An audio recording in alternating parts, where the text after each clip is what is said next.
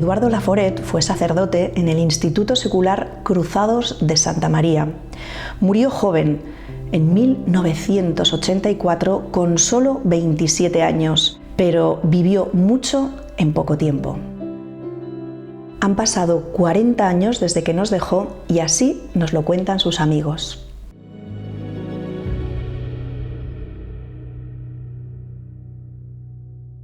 Aquel día del 13 de mayo de 1981, estábamos aquí en esta casa, todos pues en desolación, cuando nos llegó la noticia del atentado contra Papa Juan Pablo II. Vinimos aquí a esta capilla en la que estamos, aquí pusimos una imagen, una foto del Papa Juan Pablo II, hicimos un rato de oración pidiendo por su salud y bueno, por su vida. Y cuando yo estaba retirado en mi despacho trabajando un poquito, pues él llamó a mi puerta. Estaba yo entonces aquí de responsable de la casa. Ahí me planteó la propuesta de ofrecer su vida por la del Papa.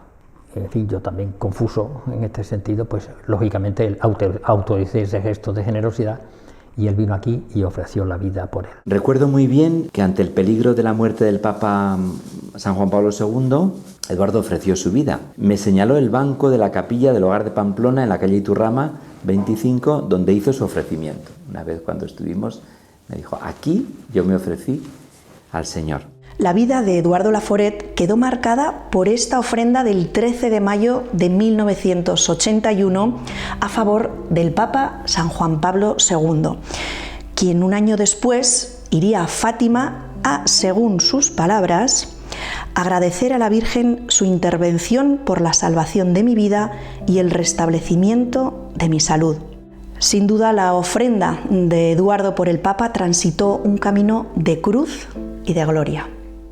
Vamos a situarnos con Juan Pablo II un 13 de mayo en la plaza de San Pedro. Un atentado mortal, está en peligro de muerte. Toda la cruzada está apiñada, pero todos apiñados en la oración, pidiendo a Dios la salvación del Papa. Yo también sentí un impulso grande en mi interior y pensé, ¿qué vale mi vida comparada con la vida del Papa? Y le pedí a mi mayor si me dejaba ofrecerme por el Papa. Me dejó. Lo hice en la capilla. Pasaron 2 años y se hicieron análisis, muchas pruebas, se descubrió lo que era, no se me dijo nada de momento, aunque yo ya lo sabía, dadas los síntomas. Fuimos a la clínica Puerta de Hierro, muy bien atendidos allí, y estuvimos haciendo pruebas, biopsias, etc. Y se confirmó lo que tenía. Y tenía leucemia. Tengo leucemia. Cuando él es consciente de la gravedad del tema, todavía no lo une a la ofrenda que había hecho por el Papa Juan Pablo II. Eso, cuando ya va avanzando en la enfermedad, es cuando aparece ya más claramente, de una manera explícita, que lo ha ofrecido, en realidad, se lo ha ofrecido. Y por lo tanto, pues también él lo acepta de una manera más consciente. En 1983 se le diagnostica leucemia.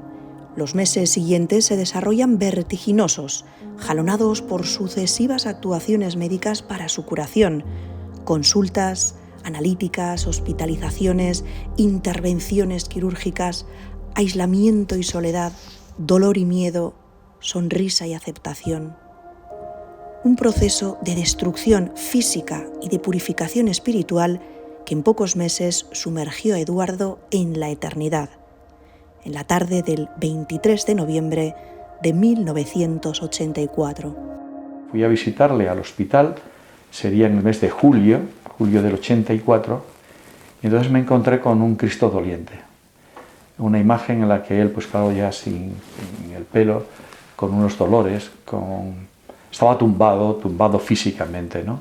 Con un rostro de cansancio, de dolor. A mí me recordó mucho el rostro de Cristo en la cruz y ese otro rostro de cuando hemos visto pues a personas muy enfermas o en un campo de concentración donde se ha despojado el hombre de toda fortaleza y queda una mirada ahí profunda.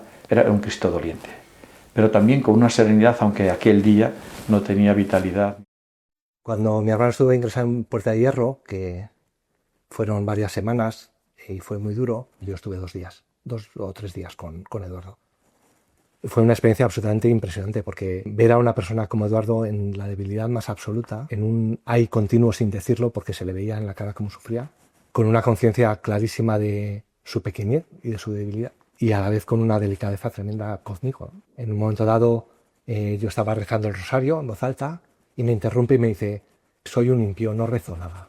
Y esa sensación de pequeñez, de imposibilidad, de oscuridad, a mí me impresionó un montón.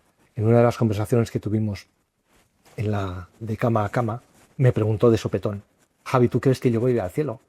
Y le dije: hombre, yo creo que sí, visto el recorrido que llevas. Y si voy al purgatorio, y yo era un crío religiosamente, pues le contesté: pues yo firmaba, porque el purgatorio no se va al cielo. Y dice: ¿y si me voy al infierno? Lo que me estaba haciendo ver mi hermano era en la terrible oscuridad en la que se movía, ¿no? Y sin embargo, en esa conversación, lo que estuvimos hablando, una confianza absoluta en Dios, absoluta, ¿no? A pesar de esa oscuridad. Yo no sé cómo eso puede convivir en una persona, ¿no? Recuerdo especialmente la unción de los enfermos que le di antes del trasplante de médula. Estaba su madre presente en la habitación y estábamos solo los tres. De tal manera que fue en la intimidad, fue un momento de muchísima vivencia interior, muy profunda. Él se ofrecía realmente cuando me ponía las manos abiertas, sus manos, para que las ungiera. Daba la impresión de que era el gesto de ofrenda que él ponía, como las manos vacías, para que el Señor las llenara de su unción. A bocanadas se lo tragó la muerte, un torrente despeñado de dolores y cicatrices que se remansa a tramos en lapsos de esperanza y recuperación. Como la noche sin luna cae de improviso sobre un niño inerme, se aceleró su final, acorralado por el temible citomegalovirus, que también había amenazado al Papa Juan Pablo 3 años antes. Yo recuerdo una vez sentado en una silla de ruedas en la clínica, que le impresionó mucho este texto del Antiguo Testamento: Dios no es Dios de muertos sino de vivos. Y decía, es que Dios es Dios de vivos y no de muertos, porque la muerte le iba enrollando el alma. Cuando iba a verle a la clínica, me pedía que le bendijera. Ese viernes 23 de noviembre, no su voz, sino su postura crucificada y su respiración jadeante me lo pedían. Hice la señal de la cruz de Cristo sobre él, uniendo a la pasión de Cristo el ofrecimiento de su vida, de este sacerdote joven, pequeña víctima, que deseaba reparar y sufrir por los pecadores. Solo y en cruz, como Cristo su hermano, Eduardo voló dulcemente al encuentro del Padre, del Dios de la vida y el amor.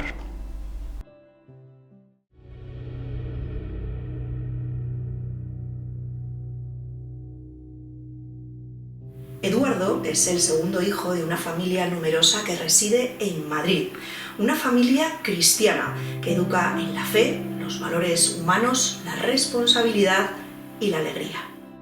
Del tiempo que estuvo Eduardo en Madrid antes de ir a Pamplona, recuerdo sobre todo lo bien que me lo pasaba con él. Yo tenía muchísima admiración por Eduardo, era un tío muy simpático, muy estudioso, tenía muchísima fe, para mí era como un modelo tremendo, ¿no? Pero a la vez era tan sumamente cercano que todo eso queda detrás. Me ayudó mucho después y estuve en la raíz de mi conversión ya con 21 años, pero las imágenes que me vienen pensando en él en Madrid, pues las guerras de almohadas, él estudiando, yo incordiándole. Recuerdo una anécdota que denota un poco el carácter de Eduardo. Él estaba estudiando en la habitación, compartíamos habitación, y entonces yo no hacía más que molestarle, estaba haciendo primero veterinaria entonces. Y entonces al final me subí a su chepa. Claro, él tenía 18 años, yo tenía 12. Y le tiré hacia el suelo atrás y me subí encima de su pecho. Y dice, te puedo. Y entonces, que me dejes. Que soportarás con paciencia los defectos del prójimo. Y entonces él me miró, me dio un bofetón y me dijo, corregirás con firmeza los defectos del prójimo. Yo me levanté, me fui a mi lado del estudio para estudiar y él siguió, ¿no? esa firmeza es como una pincelada de la firmeza que tuvo siempre en las cosas en las que creía de verdad. Yo le echaba mucho de menos cuando estaba en Pamplona, porque lo pasábamos muy bien, nos reíamos mucho. Recuerdo ocasiones en el metro de Madrid diciendo tonterías, a carcajadas los dos, y la gente nos miraba diciendo, estos han debido de tomar algo porque no es normal. Eduardo es un hombre de una sola pieza, rectilíneo, está profundamente enamorado de Dios, es testigo de cómo Dios le sale al encuentro en su vida y ya no puede vivir más que para él. En 1970, con 12 años, se interroga por el sentido de la vida y con la lectura en casa de un libro de su padre, Teología de la Perfección Cristiana, se dispone a ser santo. A esto lo llama su primera conversión. 3 años después, cursando COU en el instituto, un amigo le invita a la milicia de Santa María, en cuyo ambiente de formación espiritual y apostólica se siente muy a gusto. Eduardo conoció la milicia en la parroquia de San Isidoro, en Madrid, cerca de casa, donde él iba a misa por las tardes, a misa diaria. Y estaba Luis, un militante, que le veía de vez en cuando y le invitaba a un círculo. Y bueno, enganchó y empezó a ir a los círculos, empezó a ir por Cuatro Caminos, a Hermanos Borrella y a Raimundo Villaverde, que tenían 2 chalés los cruzados allí.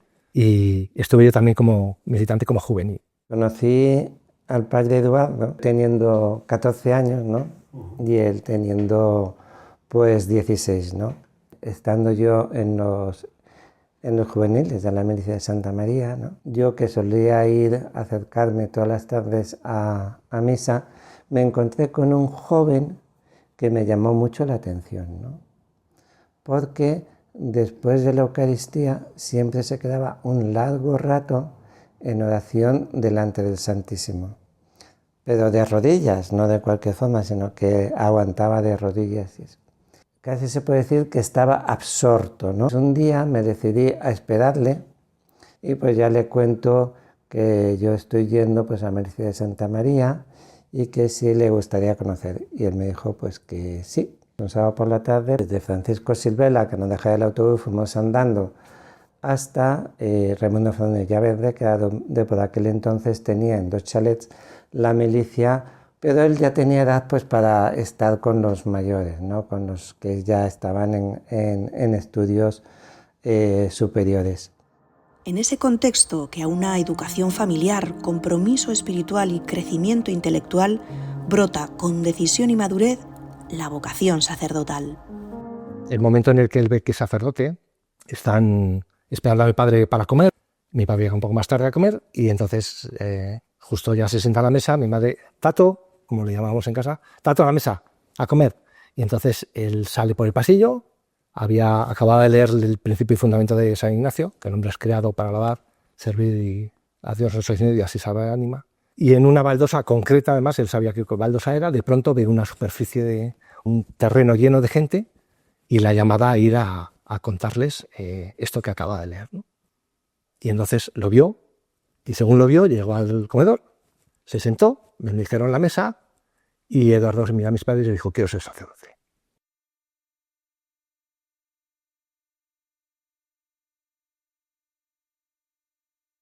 Cuando ya él manifiesta los deseos de ser sacerdote, a quien se lo dice en primer lugar y con quien primero lo trata es con el padre Morales. Pero, claro, a mí me decía cómo iba todo, ¿no? Y el padre también quería que yo lo fuera conociendo y orientando. Para consolidar y preparar adecuadamente su formación sacerdotal, Eduardo abandonó la carrera de veterinaria que había empezado en Madrid y se trasladó a la Universidad de Navarra. Corría el año 1976 cuando se unió al grupo de estudiantes en formación que el Instituto Secular Cruzados de Santa María tenía en Pamplona. El 8 de diciembre de ese mismo año ingresó como catecúmeno en los Cruzados. Conocí a Eduardo allá por el año 76, Cuando él llega a Pamplona, aquellos que o bien tenían claro que su vocación era ser cruzado o consagrarse en el ámbito que fuera, o aquellos que éramos militantes pero que estábamos en un periodo de prueba, nos fuimos a vivir, éramos un grupito de unos 8, a la residencia de las Damas Apostólicas en la Avenida de Galicia. Allí había un cruzado que hacía de formador y fue un año muy bonito, muy interesante, el primer año de carrera en el que teníamos prácticamente todo el tiempo y todas las condiciones para estudiar. Para su familia de Madrid es el hermano ausente muy querido, pero él sabe orientar su relación familiar desde su nueva condición de consagrado secular en los cruzados. Durante el tiempo que Eduardo estuvo en Pamplona, porque yo era más crío, que tendría 13, 14, sí que fue un apoyo de alguna manera las cartas que le escribía con temas relacionados con lo religioso. Yo iba perdiendo poco a poco la práctica religiosa, que quizás no la fe, y le preguntaba muchas cosas, ¿no? Recuerdo una en concreto que le preguntaba sobre las riquezas de la Iglesia, y entonces las contestaciones que me daba a esas preguntas siempre eran bastante intelectuales. Cuando luego hablábamos y la relación de cara a cara era mucho más cordial que las cartas. Era muy intelectual y le encantaba explicar las cosas. Pero sí que es verdad que cuando venía a casa era todo distinto. Había grito en casa, ¡viene Tato el fin de semana! Y todo se revolucionaba, dejábamos lo que teníamos que hacer por estar con él. Y luego sí que he tenido la sensación de que cuando él ingresó en la cruzada, o cuando en una Pamplona ya, sí que supo desprenderse de lo familiar en la medida en que él creía que tenía que hacerlo. Y él lo vivió sabiendo que su sitio estaba donde estaba y que venir a casa era un regalo, pero su sitio estaba con los cruzados, viviendo su vocación. ¿Cómo era el Eduardo joven universitario? ¿Cómo le recuerdan sus amigos y compañeros de estudio? Sin duda alguna, destacaba por su poderosa inteligencia y su compromiso con su formación académica. Lejos, muy lejos de ser un frío intelectual, era un hombre apasionado. Eduardo era una persona que definía por un carácter muy alegre, muy expansivo, era muy emotivo, tenía una gran espontaneidad y pues de eso da fe, por ejemplo, una risa tremendamente característica, muy abierta. Su carácter de alguna manera inspiraba limpieza de corazón, era una persona que iba muy de frente, a veces demasiado, y entonces era muy propicio, por ejemplo, a pedir perdón después de las meteduras de pata, que esa espontaneidad pues más o menos le hacía cometer, pero en general era muy querido, tremendamente querido, bueno, pues con esas características de espontaneidad alegre, ¿no? En segundo lugar, era también muy inteligente, era una persona a la que se le veía una mentalidad muy analítica, muy bien estructurada. Su pretensión, pienso yo, y en eso sintonizábamos, era formarse de manera muy competente para servir a través de esa formación filosófica y humanística a la Iglesia. Él estaba convencido de la necesidad recíproca que tienen la razón y la fe, y que la nuestra es una fe que ha de ser enriquecida con el cultivo de la razón. Otra de las características de Eduardo es que era un hombre apasionado de la verdad. Yo creo que se siente muy pronto llamado a la vocación sacerdotal y tiene conciencia de que tiene que formarse. Y formarse en el tomismo, que él prácticamente asimilaba con la verdad y la única verdad que podía defenderse dentro de la Iglesia Católica. Ese amor por la verdad le hacía a veces ser excesivamente apasionado y hasta tal punto que en alguna de las bromas que le gastábamos le llamábamos martillo de herejes, ¿no? Muy fuerte defensor, hasta en cuestiones más occidentales, pero si hacía falta pues salía corriendo de donde estábamos y iba a su habitación para traernos y refrendar con el tomo de la Suma Teológica que él tenía razón.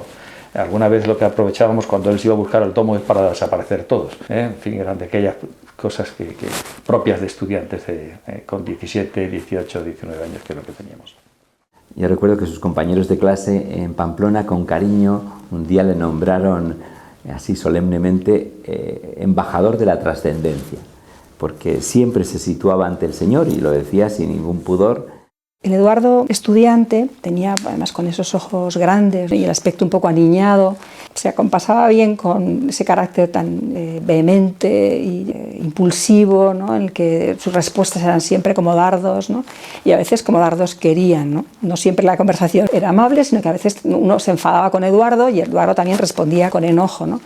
Era un estudiante dedicado y muy capaz. Todos sabíamos que él tenía una vocación sacerdotal y que sus estudios de filosofía le encaminaban a los estudios de teología.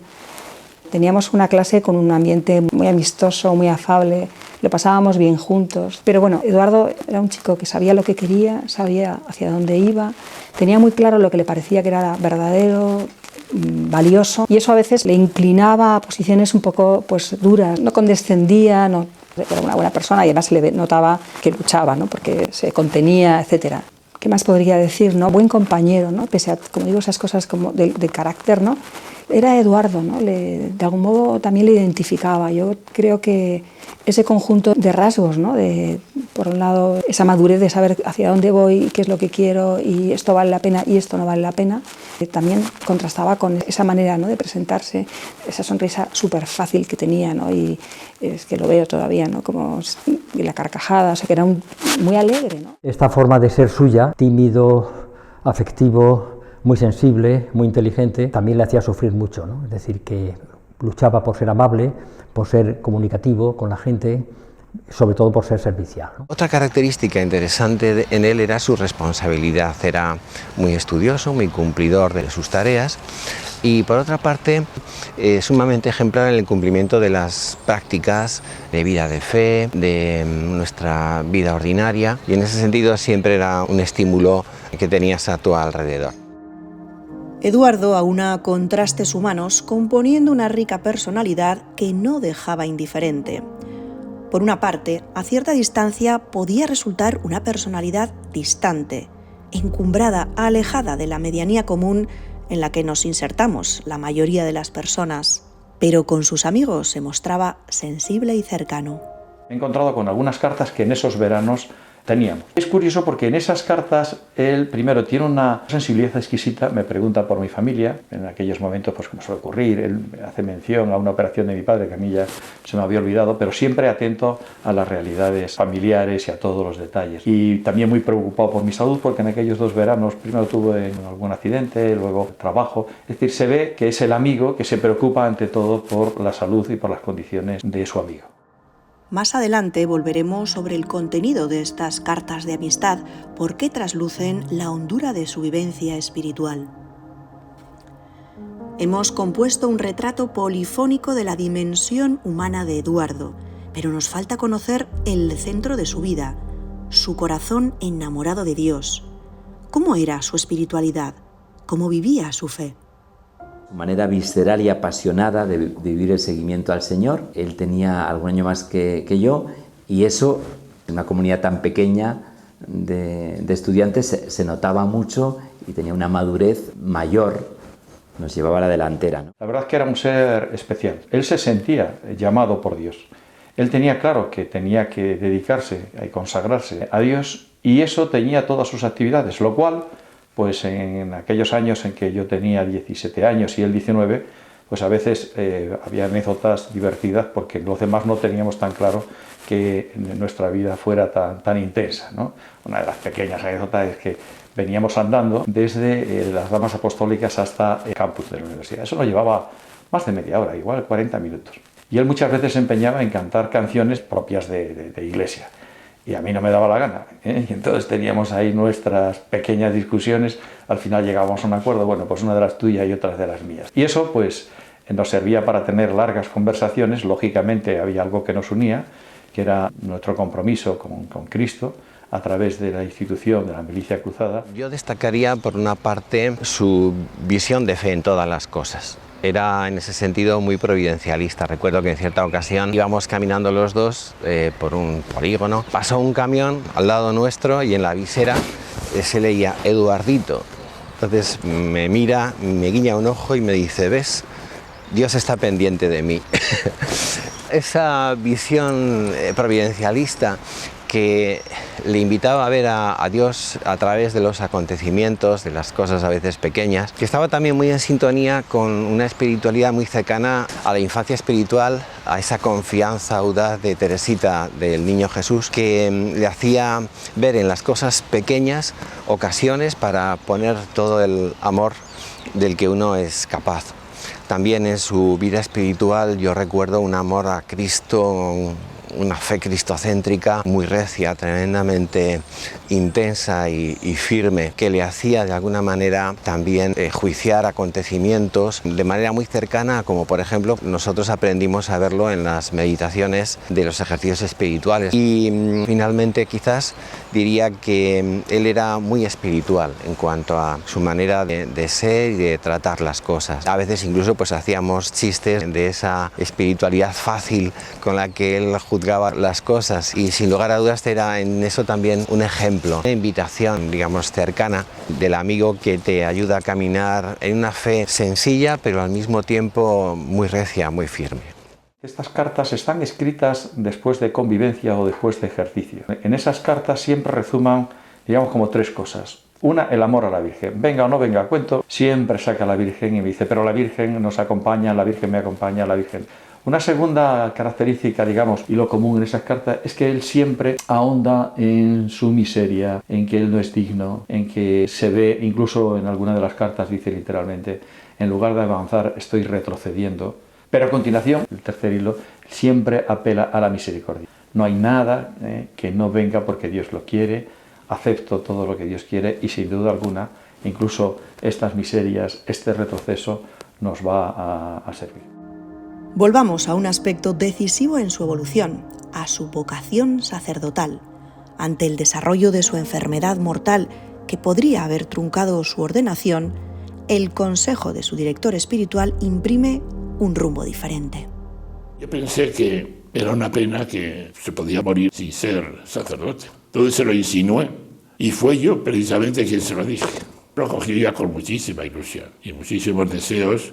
Había que comunicárselo a Abelardo le pareció estupendo y se comenzaron los trámites, que son largos, claro. En primer lugar, había que hablar con el arzobispo de Madrid, don Ángel Suquía. También lo cogió con mucha ilusión. Tenemos la carta que tiene que escribir al cardenal pidiéndole que le conceda esta gracia. El cardenal tampoco la puede conceder, sino que él tiene que hacer unas gestiones en Roma. Esto llega hasta el Papa. Por hacer una excepción de este tipo será la que el Papa lo concediera. Estaba interesadísimo que eso se llevara adelante. Y después disfrutó muchísimo siendo sacerdote. Unos días, cuando ya estuvo muy enfermo, no pudo celebrar la misa. Esto costó mucho y lo sufrió mucho. Cruzado de la Virgen, sacerdote de Jesucristo y enfermo grave que se ofrece por la Iglesia. Estas son las coordenadas de su vida.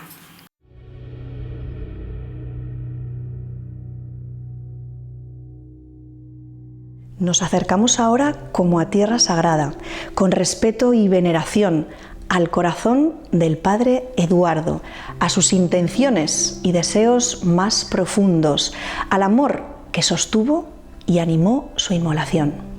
La constante en esos meses, incluso antes, fue la de un ofrecimiento a Dios de su vida permanentemente, consciente, con una enorme sensatez y una enorme valentía, ¿no? Poco a poco la salud se le fue minando, él fue perdiendo fuerzas, pero lo que no perdió nunca fue realmente el amor, ¿no? Y el deseo de entregarse a Dios. En el año 84 nos comunica lo que ya nos habíamos enterado por otro lado, lo que decía él. Aparentemente es una mala noticia, pero en el fondo es una noticia muy buena. Nos cuenta pues lo que ha sido su entrega, su ofrenda. Hombre, que se ha abrazado a la cruz, pero que es un abrazo gozoso. En ningún momento no transmite ni preocupación ni nada. Recuerdo también una homilía de Viernes Santo, del único año de su sacerdocio, en que antes de salir, revestidos al altar de rojo, me dijo, escucha bien que este es mi testamento. Él tenía conciencia de que se ofrecía con el Señor por la humanidad. No había un proyecto que le ilusionara especialmente. Yo creo que él no sabía a qué iba a dedicar concretamente su sacerdocio, pero era la entrega del diácono, después del presbítero, en la cruzada, desde los sacramentos, identificado con Cristo cabeza, pastor, siervo, esposo de la Iglesia, configurado con él. No soñaba con despistarse en otros proyectos consiguientes. Todo su empeño era vivir desde su identidad sacerdotal y proyectarse sacramentalmente en la cruzada y en sus obras. Él se ordena sacerdote, enfermo, consciente de que su vida corría riesgo. Esos dos elementos a mí me parece que se fueron amasando en su interior y yo me encontré con un Eduardo en la última parte de su vida sereno, profundo, con una forma de vivir el dolor y la soledad propia de una enfermedad grave, que era llamativa, y llegó hasta escribir unos estatutos para poder reunir personas que quisieran unir sus sufrimientos a los sufrimientos de Cristo, para ofrecerse por la salvación del mundo desde el campo del dolor y del sufrimiento. Fui de aquellos a los que él explicó que era ser misionero de la cruz. Estaba en una pequeña lista que él iba anotando y me ha ayudado enormemente a darle un sentido al sufrimiento, a los momentos difíciles, aquello que resultaba costoso. Me acuerdo especialmente de esa frase que él decía: cuando algo me cuesta, lo convierto en misión y soy feliz. Una manifestación elocuente de su amor a Dios fue su esfuerzo por mejorar su carácter y cómo centró su mirada en Dios más que en sí mismo. Yo creo que el milagro es precisamente que en esa conciencia de la propia debilidad uno es capaz de reconocer que Dios le sigue queriendo, ¿no? Por encima de todas las cosas. Lo que cuenta San Francisco de Asís en el libro de Sabiduría un pobre, que lo cita varias veces, y en el retiro en el que contó a los cruzados que tenía leucemia también cita ese texto, que está tratando un león preocupado porque él quisiera tener la pureza del agua del arroyo y sin embargo está lleno de miseria, ¿no? Porque San Francisco dice: no mides tu miseria, alégrate de que Dios es Dios y lo grande que es. Eso es lo que tienes que hacer, y mira a Dios, que es el que hace grandes todas esas cosas y puras todas las cosas. Y eso lo vivía Eduardo con una necesidad tremenda. De hecho, peleó siempre con sus problemas de carácter, con sus tendencia a la queja cuando se encontraba mal, esa sensación de pequeño y a la vez abrazado siempre a la Virgen María y con la conciencia absoluta del amor de Dios, ¿no? Yo creo que es algo que caracteriza a Eduardo. No es tan importante ser perfecto. Lo importante es mirar a la perfección de Dios y el amor que nos tiene. Y esa lección de Eduardo es una lección de vida que nos hace bien a todos. Entregó su vida cotidiana como ofrenda por los pecadores. Con su palabra y su testimonio se hizo portavoz del mensaje de la Virgen de Fátima. Por primera vez puedo hablaros a toda la cruzada admilicia después de mi ordenación sacerdotal. Quiero aprovechar la ocasión para abriros el corazón, como lo hizo el Maestro en la última cena. Y quiero abriros el corazón para dejaros un mensaje, que por la misericordia de Dios, no sé si es programático o es mi testamento. Debemos identificarnos como retoños que somos del Calvario con la gran oración y el gran sacrificio de Cristo en la cruz por la conversión de los pecadores.